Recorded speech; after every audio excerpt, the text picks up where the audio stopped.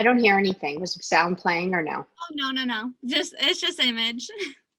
So is my GIF playing full screen?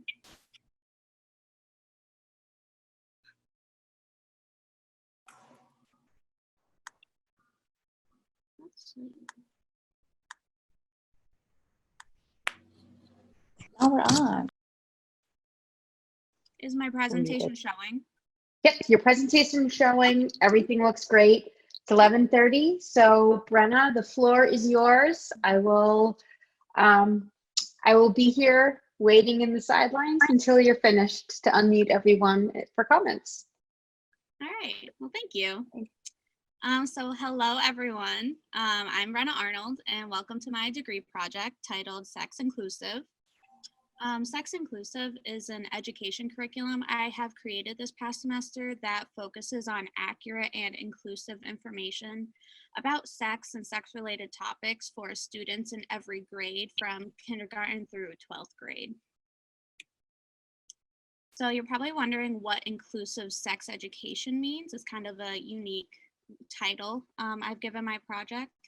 And I have my own opinion of what inclusive education does entail.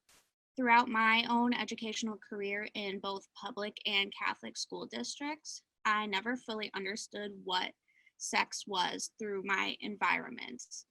In elementary and middle school, usually students are considered to be too young to learn about sex, and often either school districts or parents even don't want their kids who are seen as too young to be learning about sex because it's seen as a negative thing. But by the time those students are high schoolers, they are basically expected to know all different forms of sex, all male and female genitalia, and basically everything. But most of those adolescents never actually get a proper education of one of the most natural and confusing milestones in life.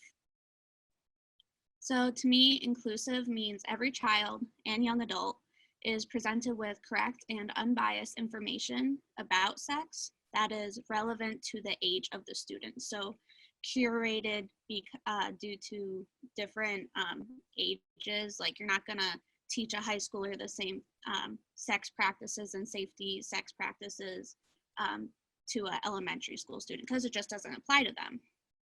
And topics will include learning female and male genitalia, different sexuality, consent, relationships, menstruation, and puberty.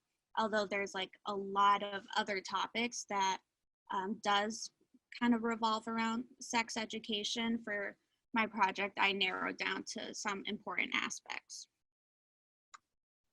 To avoid the confusing, sexist, oppressive, and inaccurate information young minds will gather, the sex-inclusive curriculum is one solution to safely and accurately inform students about sex.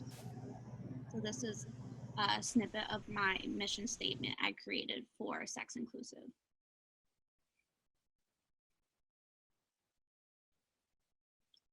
For my research component for the past year, even before last semester, I have interviewed friends and family, conducted a survey, listened to podcasts, read some articles, watched videos, and researched multiple companies and platforms that all related to sex and sexuality, such as Think's Underwear and Planned Parenthood. And through my research, I decided to tackle the question that I continually went back to, which was, how did this person learn about sex?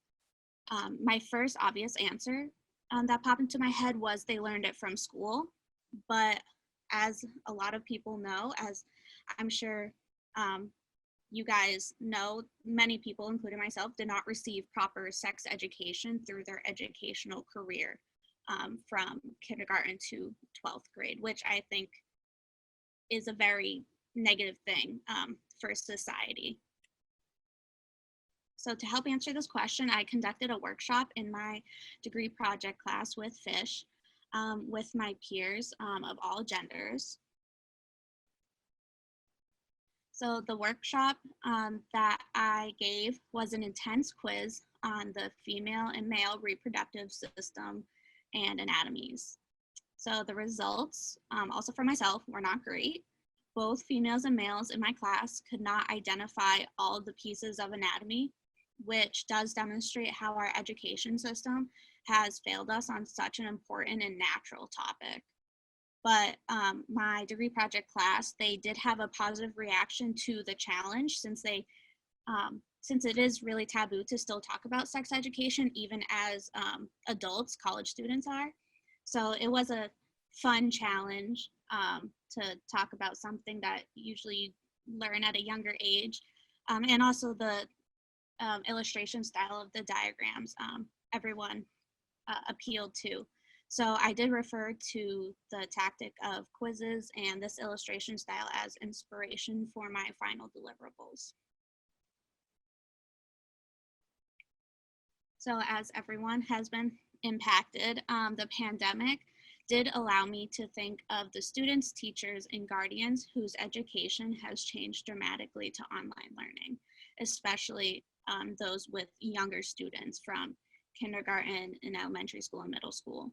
So having an online aspect for teachers as well as guardians to teach their student or child is more accessible in today's world or other circumstances that may occur.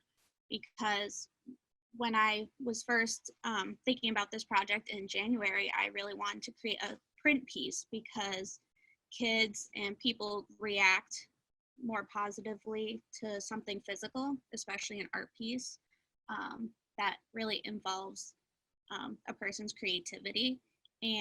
But obviously I couldn't really realize that project. So having an online component also solves some problems, maybe if a school district or a teacher or a parent did not teach those sex education information, then other resources can be found. So the deliverables I created for Sex Inclusive consist of 4 pieces. The first piece is a workbook for students, which this is a mock-up of. It is a folder to organize all the potential workbooks a student will receive in class, a design presentation for the teacher, and a web prototype for teachers and guardians to navigate information. To demonstrate how sex inclusive is implemented in a classroom, I created the first lesson for a 6th grade class about vulvas and female anatomy. Middle school is a pivotal age for sex education because of puberty and hormones, and the female anatomy seems like the appropriate start to anatomy education since that is where all human life does begin. Through Sex Inclusive, I want to also eliminate the sexism and oppression that exists in current sex education, which can be solved by presenting proper information at an earlier age. So this is my website of Sex Inclusive. So there's a choice for teachers or guardians. I created the narrative for a teacher in a 6th grade class looking for information on how to teach sex education to 6th graders. There's a menu if there's a teacher or guardian who has already used the site can easily access, but I'm going through all the steps as if it was a first-time user. So each grade is highlighted by the different topics that would be discussed. In 8th grade, it's kind of an accumulation of all the topics. In 6th grade, there's the topics of puberty, menstruation, which I've also talked about before. Consent is very important for young minds to know. Female, male anatomy, sexuality, and romantic feelings. So going into the female anatomy, the lesson presentation, the teacher or guardian can flip through the presentation slides, and also a workbook if it's not accessible, as in what we're living in today. You can't be in a physical classroom. You can flip through the workbook online. The teacher can also present from the website Sex Inclusive itself, or there's an option to download and present the presentation from the teacher's computer. So information does range from, I guess, basic information that's very important. And then students will be conducted to go through their workbook.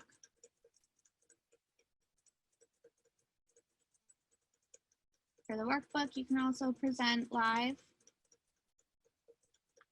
And each student would receive a copy if printed.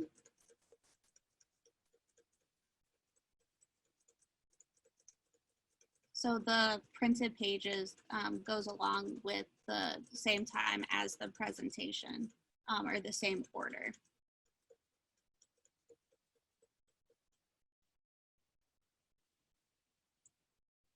I also have mock-ups of the book. So the workbook contains quizzes, a word bank, anatomy diagrams, and definitions of the different topics.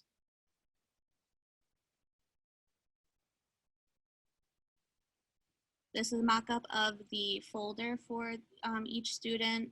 So each student would have their own, they can write their name on it, and it's a way to keep all the workbooks together. And I think it's a positive experience for a child, especially to have something for themselves that is also physical, because they'll want to protect it and they'll probably cherish it a little more.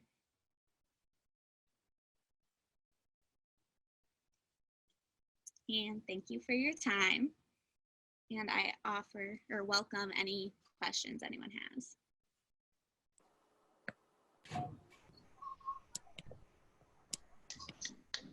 Thank you, Brenna. Thank you.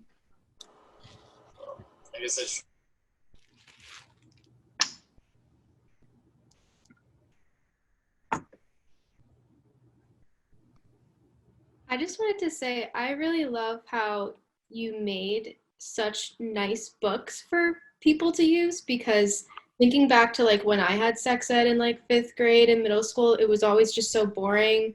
The pictures were really like bland and scientific, which they should be, but to an extent. Like I just love that you kept them like the anatomy illustrations, but you brought good design to it to keep them really engaging and just make people actually want to learn about it.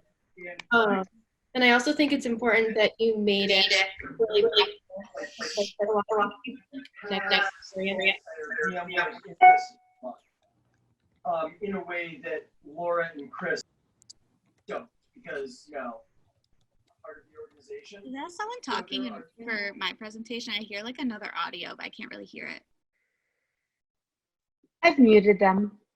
Okay, thank you. Yeah, thank you for that. Yeah, the design was obviously one thing I really want to tackle because like that is our job as designers to make appealing design. So one of my challenges was creating clean and approachable and appealing design to both the teacher, guardians, but also students of a wide range of ages. Because sex education is usually presented with those diagrams as a scare tactic, but I wanted this to be a really friendly and positive experience, because that is how society will eliminate the negativity surrounded by sex in all aspects. Hi, Brenna. Good job. I wanted to say that I was in Brenna's class, so I was able to do one of the activities, which was the anatomy quiz. And it was really, really amazing because it kind of reminded me of like the show Are You Smarter Than a Fifth Grader? And our class very much realized that all of us were not smarter than a fifth grader. So I think that like even the way that you've made these workbooks, like if I was a 5th grader or 6th grader first starting out to learn about this, like I would be so excited, and way more excited than, like Lyndon said, the disgusting like workbooks that we had when we first learned about these things. And I just think that this is really important work to be doing, and I'm really excited to see where you go with it in your future. Congrats. Thanks, girl. Hi, Brenna. It's nice to see you Hello. again. It was a great presentation, and I think this is like one of the hardest subjects to talk about and to design about. And I really want to commend you for taking it on. But there's one little thing that was missing for me, which is you call it sex inclusive, and it's sex for everybody. But I didn't see much of that, and I really wanted to see more of it. I really wanted to see more of a queer perspective, actually. And the reason is, I have a hunch that same-sex lovers or partners are just better at it than the rest of us. And no, I mean that sincerely. I do. And You're right. yeah, and I know, like, I got this stuff back 35 years ago, but no one teaches you how to please one another. It just didn't happen. And there's still just a handful of books out there on the subject. And I know back in my day, like, I was getting those terrible diagrams, but I was also sneaking pictures of, sneaking peeks of my dad's Playboys, where there was this orange gauze. And those were two radically different experiences, right? One is about biology and one is about eros. And those feelings are all combined. And I think you'd be perfect person to talk about it. And I've seen my son going through puberty, and what your generation has had to deal with in terms of sexuality, the ease of the explicitness of it, the craziness of it. There's such a need for this. And I really want to see more of that inclusive. Maybe you had plans for it and just didn't get to it yet. But I think heterosexuals would certainly benefit by more of that. Do you know what I mean? Yeah, that's definitely what one of my projects from last semester was kind of based on. So I really wanted, because that was part of my research and my inspiration. So for this whole degree project, I wanted to get at the start of sex education, because I think that's where gender oppression and sexual oppression really stem from learning these things at a younger age. Yeah, definitely in my research, definitely in my notes, and as you know, something I'm very passionate about. I know. Thank you for acknowledging that. Yeah, I would say try to bring that forward as you continue to go. There's an old, in product and service design, there's this attitude that if you're designing for people with disabilities, you're really designing for everybody, right? And I would call a lot of us heterosexuals, not all of us, disabled when it comes to sexuality. And I honestly feel like we have so much to learn. And the fact that you're willing to confront it and talk about it with dignity, which is a really hard thing to do, because it's so, like, it really talks about everything, cultural. Oh, one other question. Did you study how other countries teach sexuality to their kids? Like Sweden, for example, I think it's a much more dignified. Yeah, I was listening to a podcast last night of a sex and a sexual assault educator, and she just quickly mentioned how sex ed should be learned at an earlier age, and countries such as Sweden, I believe, do teach at a younger age, and they have they have a lower sexual assault rate also, and they're just more sex inclusive and positive. Yeah, there you go. Yep. It's wonderful. Congratulations, Bruno. Thank you. Really inspiring.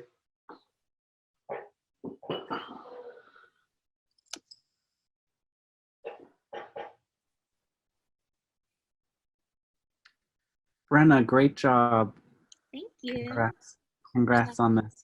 I had one question. I agree with Joe. I'd love to see more queer representation and education out there too. My question, through your research of online components versus the print components, I'm curious, if you were to take this and add those components in the future, which would you think would be more successful, a print component, a web component, and just how you see that even in today's online learning world, a hybrid model versus one or the other. Just your thoughts on that. It definitely depends on the circumstances. Like I mentioned, I really wanted to have a physical piece, not even because of my love for print, but also I think we were discussing this in my degree project class with Fish. I think having something physical and for students and kids to be learning with something more physical is more, they remember it more instead of just looking at a screen. Like it just goes in one ear and out the other. It just doesn't seem as, it doesn't stick with the student as much. But then on the other hand, like with today or with people who may not have like access to going to a physical school for whatever circumstance, then an online purpose is more accessible. So I think a hybrid is better. So having the option when you're in class, having it physical, but when you're not in class, having something digital. But yeah, that's something I definitely struggle with.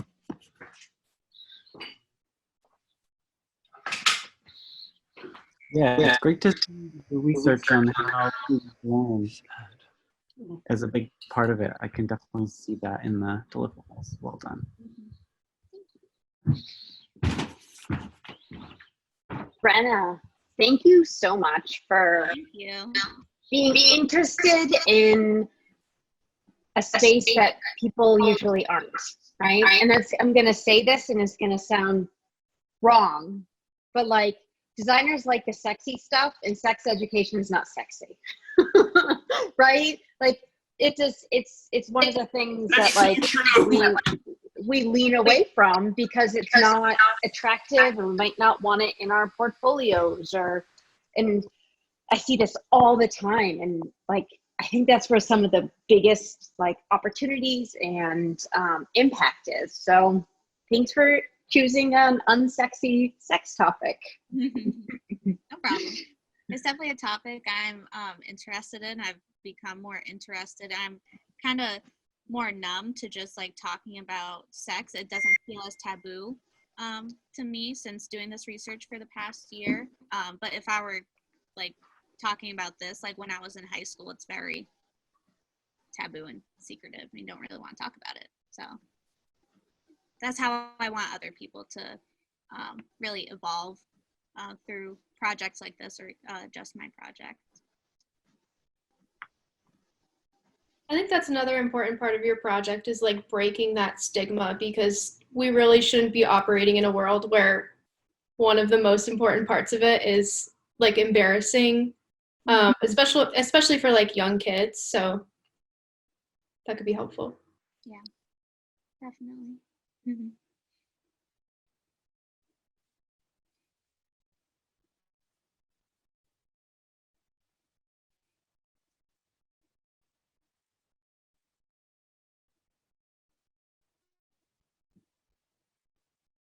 All right. I think that might be all of the comments. Thank you. Thank you so much, Brenna. It was a really enjoyable presentation. Really great presentation. I loved it. Yeah, Thanks for doing it. I love doing it. So. Well, it shows. All right. We have about a little 7-minute break before our next presenter, Marco. So